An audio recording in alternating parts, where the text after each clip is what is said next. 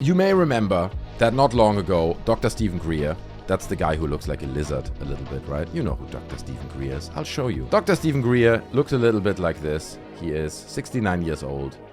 He's just a country doctor, okay? He's just like your average country doctor. But he kind of got started in the disclosure movement. He founded it, I think, in the early 90s, 1992. So he's been at it for, what is that, 30 years? More than 30 years, working on the disclosure movement. And you may remember that in 2001, there was this whole thing about, in front of the National Press Club, and he brought in, I think, around 20 high-ranking military witnesses to UAPs. At that time, the word UAP didn't exist, so it was still UFOs. But he brought all these people in, and I'm not gonna lie, I watched it at the time, and some of these people seemed quite credible, right? Some of these people that he had in 2001, I was like, okay, people who really worked in the military, they were very serious how they spoke about it, somewhat credible. But even already at that time, it didn't go anywhere, right? It's not that, I mean, most of us even barely remember. I'm sure you guys don't even remember the 2001 disclosure movement press conference. Taking off the glasses here. That happened in front of the National Press Club in Washington, I believe. So it came, it went. Many other things came and went in regards to Dr. Steven Greer and his disclosure. Well, about, a month ago, 1.5 months ago, he came forward and said, guys, another whistleblower just around the corner, 72 hours. You will remember, I covered it in a video, okay? 72 hours is really not long, and we all have to just wait 72 hours until, or so, I believe he said, 72 hours or so, and then we will get another whistleblower who will change everything. This will change everything. Well, here we are, 1.5 months later. Guess what? It has happened. Dr. Steven Greer has come forward with a brand new whistleblower, guys. I swear to God. And I guess he revealed his story on VladTV. This is the setup that they are revealing it in. They're sitting in front of a drum kit here.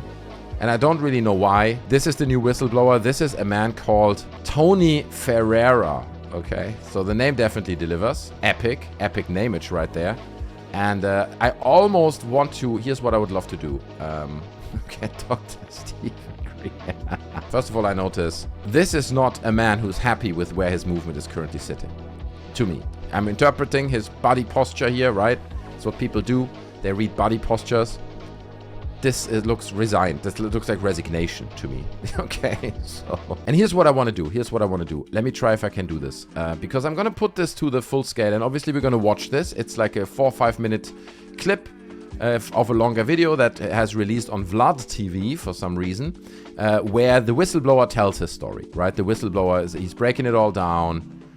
Really giving the background to what he saw. He's a pilot, okay? Been a pilot for a long time. But here's what I want to do. I'm just doing this obviously very professional stream here. So I'm gonna scale this up. There we go. Can you see this? I'm sure you can. So then now we can put this over. We can make this even bigger. Because that's all that matters. This is all that matters, okay? Dr. Steven Greer's face throughout this interview. It's epic, dude. It's absolutely amazing. It tells the whole story about where the disclosure movement currently sits. And once we're going to start this interview in about 5 seconds, you will know what I'm talking about. So, here we have the brand new whistleblower. Okay, we recently had, what was his name? Egg UFO guy. I forgot his name already. Okay, it's so meaningful and important that I already forgot his name. You guys will remember me, I'm sure, in chat. I'm going to have another sip of wine before we start this. Because this is for me like opening a bottle of wine that's 100 years old. It's so beautiful. All right, let's get started. Let's check this out. Here is the long announced whistleblower that we got announced 1.5 months ago. I guess it's this one. I mean, this is the logical conclusion. He said 72 hours 1.5 months ago. It is now much later than 72 hours, but here he is. It is Tony Ferrera telling his story. Get ready. This will change everything once again. Let's go. Well, Dr. Steven Greer, you actually brought someone with you. Tony Ferrera, who is a former commercial pilot. Jesus Christ, dude. Did you know what I mean?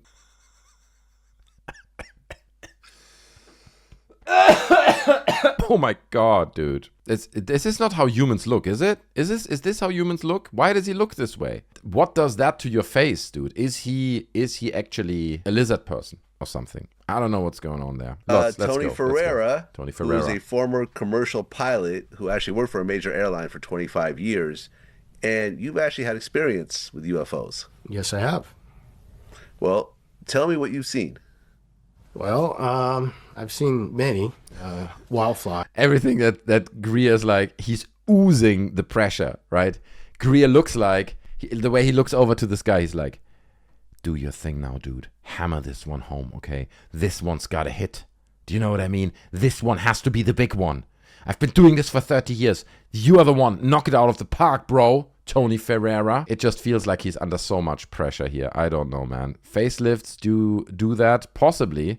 All these dudes are super vain. Yeah, it might be Alex Gutzi. I think you might be right. Fine. But probably some of the more interesting ones, I'll say, would be an orb appearing in front of me that not too far, that would seem that it would be another airplane, let's say, about the same altitude. So there was this orb, same altitude, and it would appear as if it's another airplane, but it was not another airplane, that's for sure. Bright, quite large, larger than it would be an airplane that would have its landing lights on, because up at altitude, with the landing lights on, it could appear like an UFO, but this would be larger than that, and I'd be observing it. This particular one, looked at the co-pilot, and he's seen the same thing.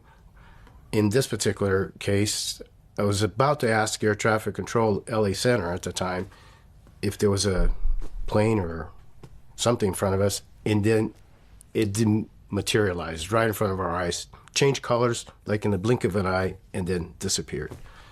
That was one. Another one. Greer's not happy. Greer's not happy with his performance so far. He's like, bro, you're not really selling it. You're telling us this world-changing story. You've seen these things that were clearly extraterrestrial, completely off the charts of anything that would be considered normal.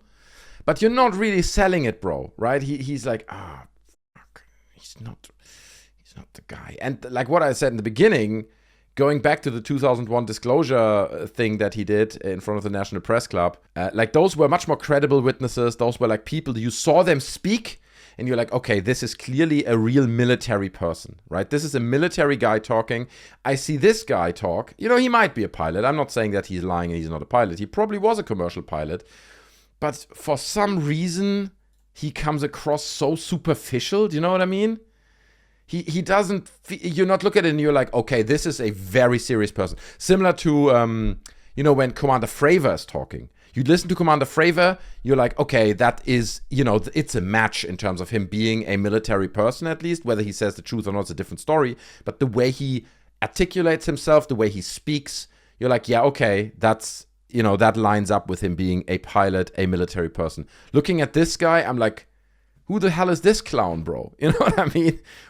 Again, I'm not questioning that he is actually a pilot or was a pilot, but I don't know. There's something off about this guy. Do you know what I mean? Gessler, welcome, my man. We see again, actually, we're observing the satellite up in the sky, and then right in that same direction, a little bit lower and much closer, because I know what satellites look like, right? We're commenting, me and the co-pilot, on the satellite that we're observing. This light appears in front of us. And I've seen many, like I said, over the years, because I'm looking. People have asked me, Tony, why is it that you see so many? I said, well, for one, you got to be looking. And I'm constantly looking because I've had an interest in this most of my life. So anyways, this light, just another light appeared right in front of us in the same direction that the satellite was at, but much closer and near. And I said to my co-pilot, this was the first time we'd seen something like that. I said, keep your eye on it. And I'd say maybe 3 seconds goes by, and then it dimmed, and then shot to the left. Right. Oh my God. Just like in a blink of an eye. Right. Well, do commercial planes, do they have some sort of video recording equipment that happens, or no? That's not a thing. No. So you'd have to pull out your cell phone and actually record it. Yeah. Now, we talked about how you were a pilot for 25 years. I mean, yeah. 20 years ago, phones didn't really have cameras. I get it. This, in the last 5 to 10 years, video cameras improved on iPhones and so forth. So, correct. Did you ever have a good quality cell phone with you where you actually pulled out your phone and recorded it? During the day. At night, no.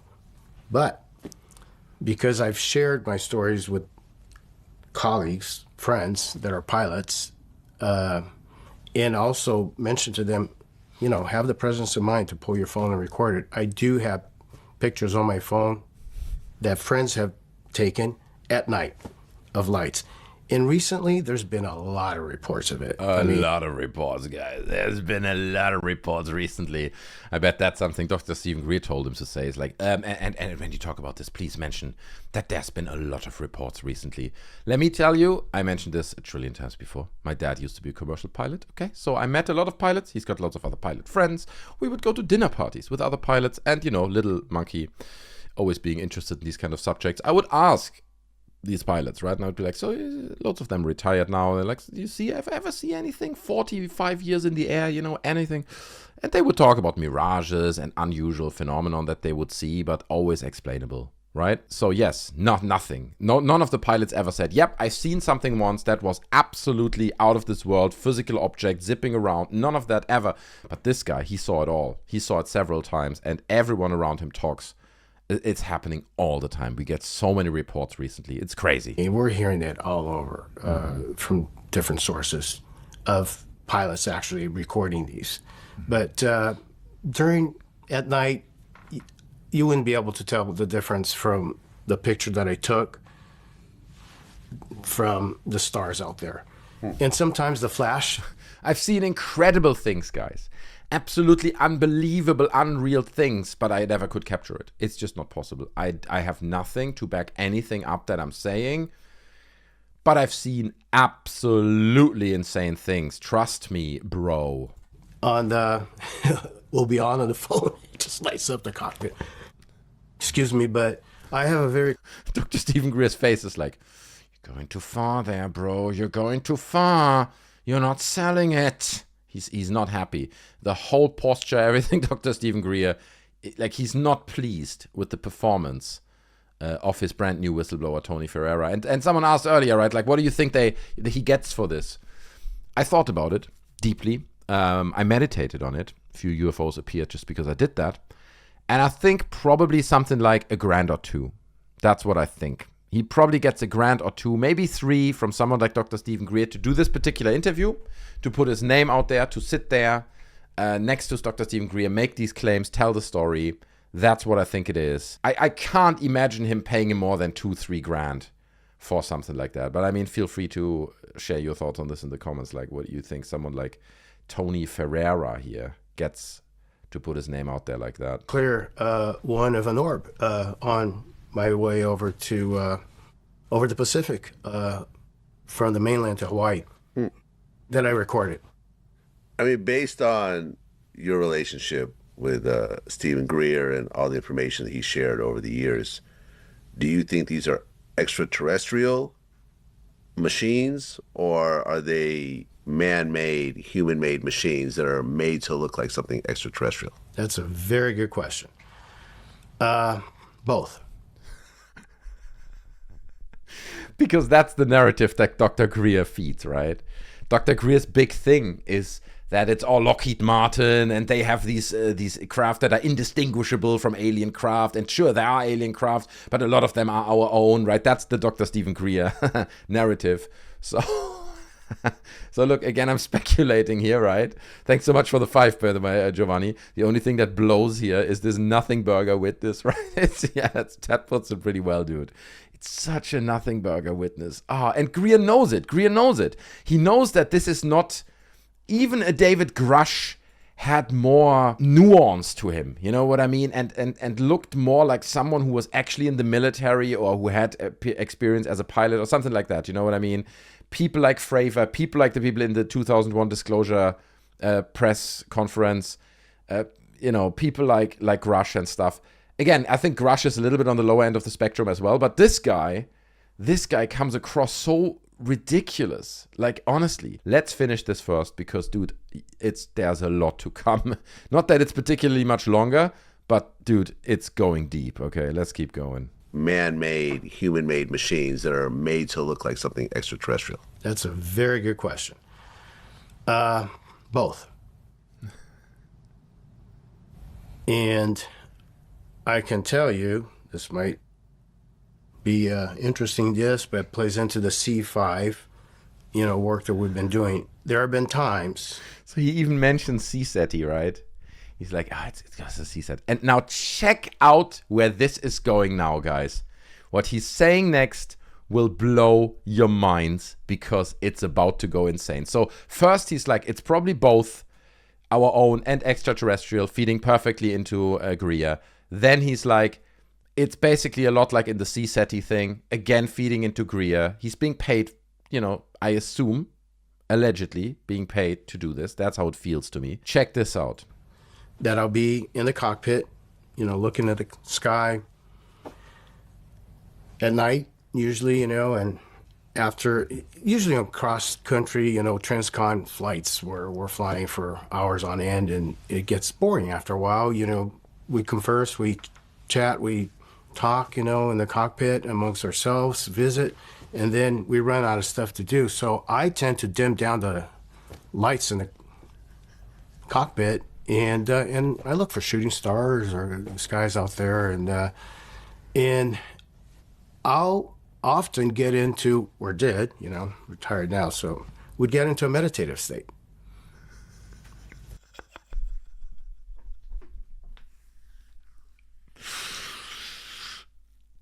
It's like he's working down a checklist, right? He's like, mention CSETI, mention that it's both man-made and alien, probably, and then mention, because CSETI means you meditate and attract UFOs, which is, again, Greer's big thing. So can we just say that in this aircraft, in the cockpit, you kind of just relaxed and kind of got into a meditative state? And that's what he actually says, bro. That's what he actually says. Gilbert Martinez, good to see you, my man. While flying a plane. Yeah. You don't see anything wrong with that. I'm in a meditative state right now. Here's a commercial airline pilot who was in a meditative state in the front of his airplane, dimming down the lights a little bit, right? Like making it all nice and cozy. So, little bit of a situation here now. Because that's not really what pilots should be doing. They shouldn't be meditating. They should be alert. They should be checking the instruments. They should keep an eye on the situation, make sure nothing goes wrong. I understand you sit around a lot and most of the time nothing happens, but you shouldn't be in a meditative state. So we quickly have to turn this around now. We've ticked the CSETI box now. We're all meditating in the cockpit here. And that's why the aliens are coming, obviously. But let's quickly turn this around. The plane is like, he's still zoned out, bro. He's meditating so hard. Let's see how they turn this around, right? How they reassure him that it's perfectly safe, and it's actually very normal that pilots do this. Also, not 500 people depending on you being completely conscious during this time. You can fall asleep if you want, and no one will be hurt. The meditative state that I'm talking about is one of heightened consciousness, awareness. It's the opposite of what you're talking about. It's the opposite of what I'm talking about. Okay. 100%. Yeah. It's not like you zone out. It's in fact, it's you kind of zone in and you're really focused. Thin ice, right? But we have to mention that there's meditation involved because that's how aliens come. That's why you see aliens, because meditation, right? That's the whole premise of Greer. So we had to mention meditation. Dude, it is such a mess. This interview is such a bloody, unreal mess, dude. Holy shit. Well, by the way, your best Top Gun pilots have that faculty. Okay, I see what you're just a hyper focus. Yeah. Hyper focus. Have you heard the term of being in the zone? Yes, that's what you're talking about. Similar. That's what it is. Yeah.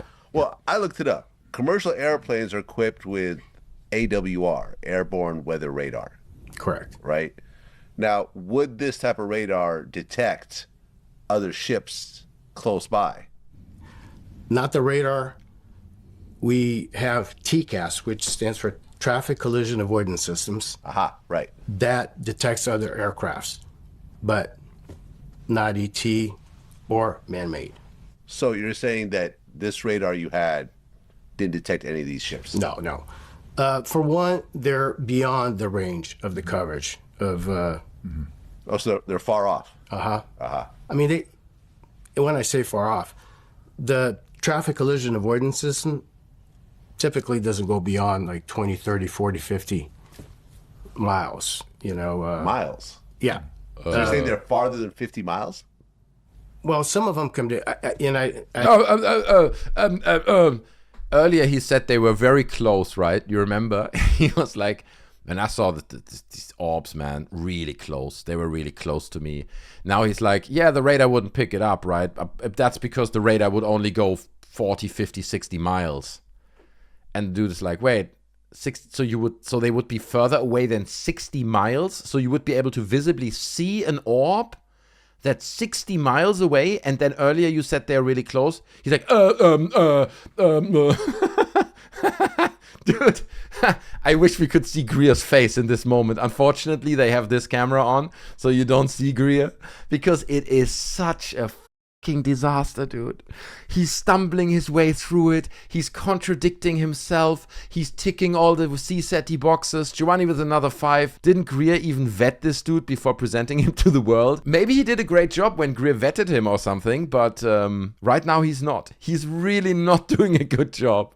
But let's keep watching. Did you actually, I should say the radar. You know, the radar could go beyond that. But you're describing these ships as being relatively close. Oh, right. Yeah. So, well, some are in, I would estimate to be in inner orbit. Some of them could be in outer orbit, but some, yes, close. The one that I recorded during the day, I would estimate that it was maybe just a couple of thousand feet above us.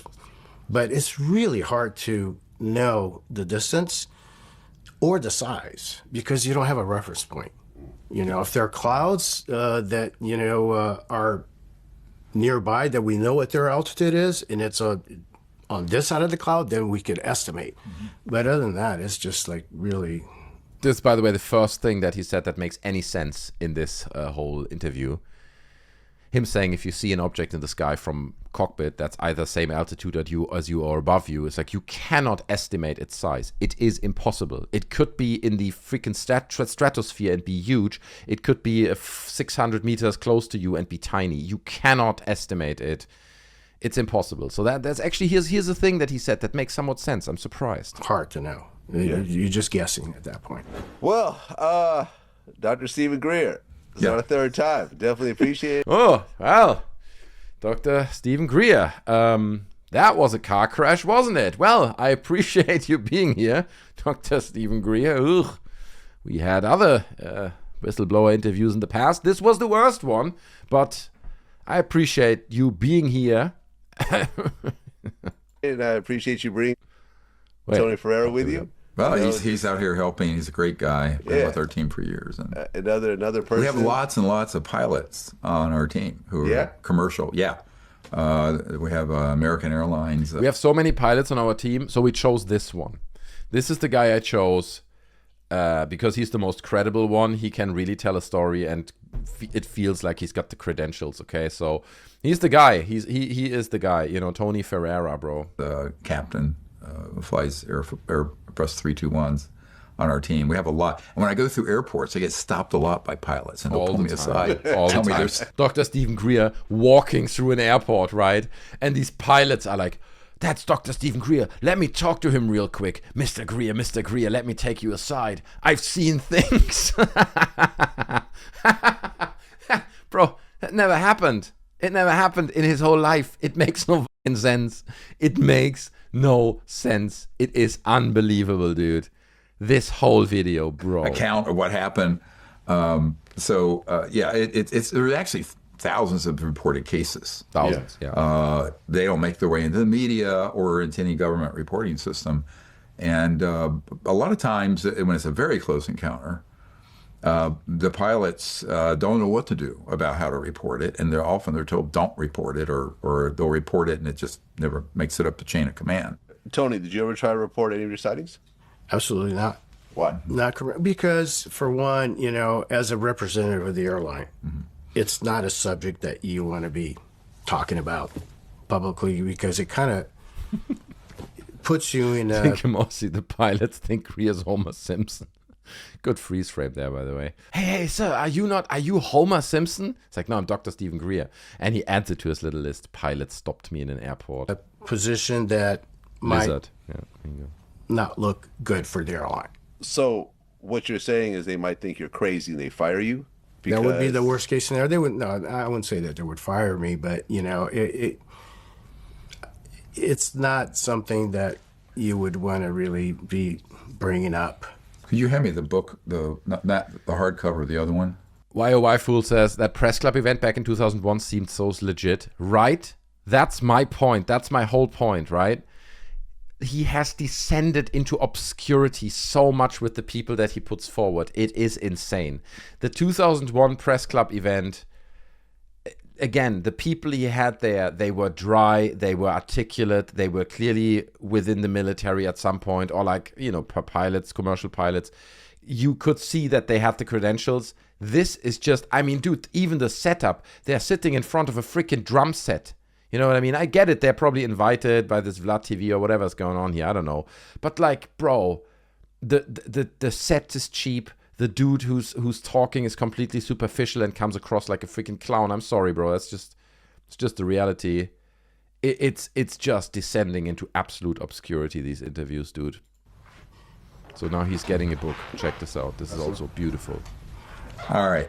This is Also, by the way, I noticed he's doing a lot with his tongue. And anyway, I don't need to comment on that. If you know then you know. I guess that's what I'm saying about that. this very famous airliner, 747 Heavy, Japan Airlines, flying the polar route from Paris to Tokyo. One of the best, most documented cases in history. Yes. This case happened in the 80s. In the 80s. Oh. And it was on radar. It was on board. Yes. It was on ground military radar. It was on ground FAA radar. And the object was the size of an aircraft carrier. That in one sweep of the radar could go from one direction to 180 degrees over, virtually teleported. Now, this case, that pilot, because it got reported, was put on desk duty by Japan Airlines until a friend of mine, Dr. Richard Haynes, who was with NASA, Ames Research Center, went over to Japan and said, no, this is real. But they actually penalized that pilot for reporting this. Now, interestingly, if you go into our briefing materials that we've given you, the briefing document anyone can get now, or our archive, you'll see that one of our witnesses is John Callahan, who is the head of investigation. Don't forget Greer, 6'4". Yeah, I'm surprised he didn't mention that yet, Forward Omni. You're actually right. Normally he mentions that in the first 2 minutes of any segment or thing that he does. I'm just a countryside doctor and I'm 6'4". First thing, but you know. And accidents for the FAA. He gave me, and I possess, the original FAA radar and all the digital data of this event. Not a copy. The CIA thought they confiscated the copy. He kept it when he retired, gave it to us, the Disclosure Project. So when I run into people who go, where's the evidence? I said, well, it's not our fault you don't read. It's not our fault you haven't studied the subject matter. So I'm increasingly, look, I'll be 70 in June. I'm sort of done with people who say, there's nothing there. I said, why? Because you're too dumb and lazy to study it? Sorry. But I mean, I'm a little burned out. Yeah, well, at least he admits it, bro. At least he admits it, because his whole freaking body language, man. He is so done with this shit. He has tried for 30 plus years to convince people that there's something to this subject. And these stupid people, what do they want? They want evidence. That's insane. Why do they want evidence all the time? Time for another costume change, by the way. We're changing the costume here. So why do people always want evidence? That's just ridiculous. Can they not just accept my trust me, bro, people that I bring forward all the time? I love that he's like, I'm a bit burned out on this thing. Because he clearly is, bro. He clearly is. Take this part out. But we have all this, right? Who's looking at it? So nobody's looking at it, because we've been looking at it for 30 years and there's nothing tangible there, brother. We've been looking at it. We've been looking at clowns like Tony Ferrera over here for 35 years. Nothing is there. A lot of stories are there, but that's it. Put it on a silver platter and give it to members of Congress, they don't have time to look at it. And their staffers are so busy running around doing nonsense. So this is where I think a specialized team, special forces, former special forces, under executive order, they'll know where to go, and they will get to the people and to the legal government of the United States all of this under control. We can do it. We know how to do it, where to do it. Now, we'll see what the president does. We'll see what Congress does. That's how we're going to end it. Yeah. That's how we're going to end it. Well, that went really, really well. I would say that went super, super well for Dr. Steven Greer and his brand new Whistleblower.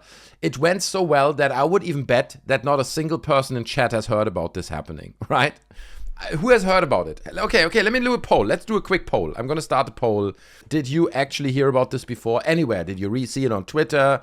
Did you hear someone talking about it anywhere? Because I would assume that most people in chat are somewhat close to the field of ufology. Well, while we wait for the results of that poll coming in, he mentioned this case in Japan, right? And he mentioned that one specifically. He's like, that, you know, this case in Japan in the 1980s? Huge craft captured on radar. The guy was put behind a desk afterwards, the pilot, right? Because he was like kind of almost degraded from his job as a pilot to push paper around behind a desk. Horrible. Well, it's a pretty common case. It even has its own Wikipedia page. So we can look at it. Let's look at this case, right? Because clearly, undebunkable. Absolutely undebunkable case. It's totally crazy. This is like the best evidence we have based on Dr. Steven Greer. So, the Japan Airlines cargo flight 1628 was a Japanese Boeing from Paris to Tokyo, November 17th, 1986. During the flight, Captain Kenji Tarauchi reported seeing 3 objects he described as 2 small ships and a mothership. Okay, so 1 giant ship. The FAA in Anchorage only saw flight 1628 on their radar. 2 other nearby planes only saw flight 1628 and no other objects. Okay, so it's like, what? An FAA investigation of the incident characterized Tarauchi as a UFO repeater. Astronomers and investigators have determined that Tarauchi probably mistook the planets Jupiter and Mars for UFOs. That would be the 2 small ones, right? So he's talking about these 2 small ones and the mothership. Contradictions among the accounts of the crew from the 3 aircraft, as well as the contradictions between the transcripts and later interviews with Tarauchi, have cast doubt on anything unusual happening at all. Because there's no evidence again. It's like, oh, I see a big thing. But again, coming back to what Greer just said, right? Greer was like, it was captured on radar, clearly visible, no doubt about it, right? Like, absolutely amazing. It's like, you read about this case, and it crumbles like a freaking house of sand in the rain. Absolutely ridiculous. Let's go down. Explanation. Okay, so here's the explanation, the alleged explanation. I think there was a nice little segment above this as well. Tarauchi reported that the objects followed the plane 640 kilometers, so 400 miles. 2 planes that were near this flight, a United Airlines and Air Force C-130 cargo plane, reported that they did not see any unusual objects or visually or on radar. Okay. At the time, news media stated that the FAA reported seeing objects near the plane even after an evasive maneuvers. Okay, so they were like, the media reported that they were seen on radar when actually they were not seen on radar. It's just misinformation. But upon later review, the military radar images were dismissed as clutter, and an object that showed up on aviation agency's screen was thought to be a coincidental split image of the aircraft. Okay, so they did see something on radar, that is true, but they were pretty much able to explain it once they really looked into it. Fairbanks FAA air controller saw only flight 1628 on their radar screens. So not a single, the military or the FAA radar station saw anything. They saw this, as they call it, a coincidental split image of the aircraft, but nothing. So again, Greer's like, yeah, you know, we've seen on radar, it was spotted on everyone's radars. Like, it just wasn't. Bro, it just wasn't. And then he actually goes on in the end there and says like, well, because people don't do their research, right? You know what I mean? Right. So when I run into people who go, where's the evidence? I said, well, it's not our fault. You don't read. What do you mean it's not? It's not my fault. You don't read, you freaking clown. Dude, read actually up on it. Don't trust, I don't know where he gets his information from, but if you actually read up on it, that's what you find. You know what I mean? It fucking crumbles. Nobody has an interest in putting misinformation on Wikipedia. Certain UFO believers probably would disagree, right? But it's like, why would that, if it would be unidentifiable and there would have been a big image the size of a freaking aircraft carrier on that radar captured by whatever the two places were, Anchorage or some military radar, surely they would have put it into the Wikipedia. They would say, FAA Anchorage or whatever captured an unusual thing on radar that night. Till this day, it is not explained. Here might be a theory, but they captured it and we don't really know what it is. That's what the Wikipedia article would say. But the Wikipedia article says exactly they captured something. They expect that it was, probably some kind of split image of this aircraft, a coincidental split image. That's how they identified it. And the other two people, plus the other planes that were around it in the air, saw absolutely nothing. They saw absolutely nothing, right? It's just freaking unreal how Greer is like, well, if they don't read. It's like, read what? What do you want people to read? Do you know what I mean? Explanation. Editor of Aviation Week and Space Technology magazine and UFO investigator Philip J. Klaas reported that the planets Jupiter and Mars were in the area that Terauchi said he saw the two lights. And although they would have been quite visible, he did not mention seeing them. So he didn't say, I saw Jupiter there and Mars there and then these two other objects. He didn't mention that. He just saw there were these two small objects and then one that was the size of an aircraft carrier. Klaas states that it is not unusual for an experienced pilot to mistake bright celestial bodies for UFOs. Nor will it be the last time. Jupiter was only 10 degrees above the horizon, making it appear to the pilot to be roughly at his own 35,000 foot altitude.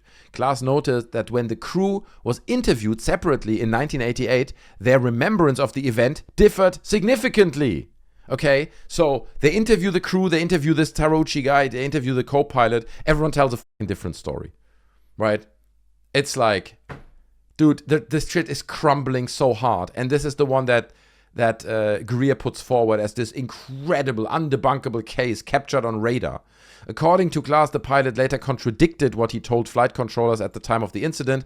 After reviewing transcripts of the radio communication, an FAA spokesperson stated that the pilot told the ground controller that he lost sight of the object after completing his turn. But in a later interview, the spokesman said that Terauchi said the object stayed with him as he turned. So he claimed he had to do evasive maneuvers because of the craft, right? So he's doing this turn with his plane, and in this original interview, he said, it stayed with us the whole turn, and then in another interview later on, he claimed the exact opposite, or vice versa, right? The FAA released a data package of the incident characterizing Terauchi as a UFO repeater, having reported 2 other UFO sightings prior to November 17th and 2 more this past January. So, they talked about how this guy was then degraded, is that a word? Degraded to sit behind a desk. And bro, listen, if you have a pilot in your airline, right, who's flying 300 people, 500 people in a commercial airline, who has that responsibility, and that dude reports 3 UFOs, and trust me, every single time nothing was witnessed, nothing was recorded on radar, there's nothing there. If it happens once, okay, could be a geological phenomenon, could be something, I don't think they are like, if someone comes forward and says, dude, I saw something, it was eerie, it was weird, big thing, blah, blah, blah, they don't fire that person or put him behind a desk, right? But if you come forward twice, 3 times, and say, bro, I saw UFOs and aliens, and every single time, nothing is witnessed by anyone else, there's no radar data. If I would be the head of that airline, I'd also be like, yeah, let's park that guy for a minute. What is he gonna see next? What is he gonna do next? You know what I mean? Next, he's like, the aliens told me to smash this plane into the ocean. Who knows what's coming next, man? Let's park this guy. You have a reputation as an airline, you know what I mean? And it's not good if you have someone like that sitting at the helm. So it's not exactly a good idea to keep that guy flying fucking commercial airplanes, in my personal opinion, okay? Again, I'm not sitting here saying that this guy is insane, but it is insane that he makes these claims 3 times, and then Dr. Greer's like, he reported this and was immediately put behind the desk. It's like, no, dude, read it! Greer, you accuse other people of not reading. Read about it. Here it says This bro claimed to have seen 3 UFOs before. He is classified by other people as a UFO repeater. Absolutely insane, dude. This interview, this Greer interview we just saw with Tony Ferrera, could have not gone worse. And in the end, by Greer mentioning this case as kind of a positive and good and trustworthy example, dude, that's like the last shot of the wrecking ball hitting the building, and now everything falls into its own footprint. In January 11th, 87, UFO sighting reported by Tara Itchy in the same general area as Flight 1. He stated he saw irregular pulsating lights and a large black chunk just in front of us. The FAA radar did not confirm an object, and the event was later determined as have been lights from small fishing villages being diffused by thin clouds of ice crystals. Okay, so we've looked at some videos like that before in my debunking videos, where you see reflections and lights through ice crystals either from above the clouds or from under the clouds. It looks strange. It is a strange thing, but to jump to the idea that it's UFOs and report it as such, as a pilot who's supposed to be trained in these kinds of geological and naturally occurring phenomenon, that's concerning, you know. Class noted that Taro Uchi uses the words spaceship or mothership in his reports and claimed that the mothership did not want to be seen. Do you know what I mean? Huge red flag. If this is your airline, huge red flag. That dude should not be flying an airplane. I'm not going to lie. Taro Uchi also claimed that we humans will meet them in the future. I don't think we need to say more, honestly. According to astronomer and UFO investigator Robert Sheffer, despite Flight 1628 becoming one of the most celebrated cases in recent UFO literature, it turned out there wasn't much to read. About Taro Uchi's report, Sheffer stated that the pilot is not an unbiased or objective observer. Science writer Brian Dunning writes that there was nothing extraordinary or unusually on that evening, calling Taro Uchi a fine and competent pilot, but was hardly unbiased when it came to alien spaceships. And Flight 1628 is just another unevidenced aerial anecdote. Okay, so here we go. This is like the final tipping point of this Dr. Steven Greer, here's my new whistleblower kind of story.